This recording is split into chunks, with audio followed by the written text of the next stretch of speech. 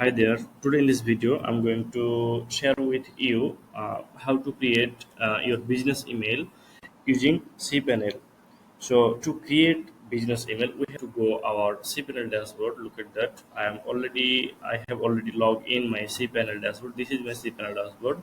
If you don't know how to log in your cPanel dashboard, then you have to go here and write your domain colon 2083 and hit the enter button, and you will redirect the cPanel dashboard. If you will select your username and password and hit the login button, then you will redirect the this page. Okay, so this is my cPanel dashboard.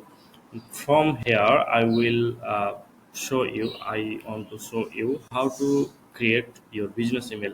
So to create the business email, we have to select the email account. Look at that, here is email account, and look at that, here is another option to create option. So if I'm going to click the create option, then look at that. I am used in this domain, under this domain, zero business mail, and I can create infinity business email. Okay, so look at that. In this cPanel, I have two domain. Look at that. Here is one domain and here is another domain, and it is the subdomain. So I want to create my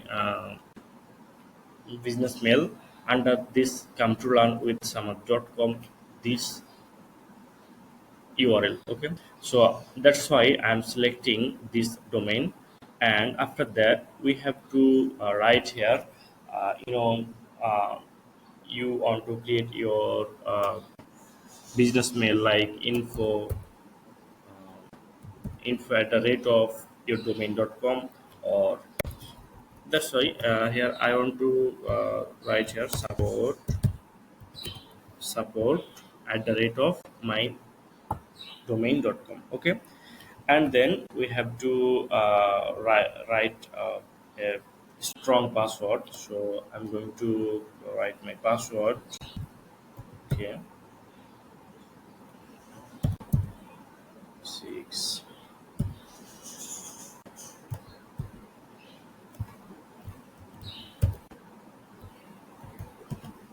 Okay, I'm selecting on strong password, and then we have to click the create button,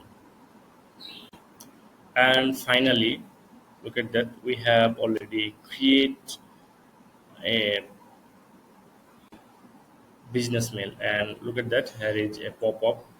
So to go to the business mail inbox, click the check email, and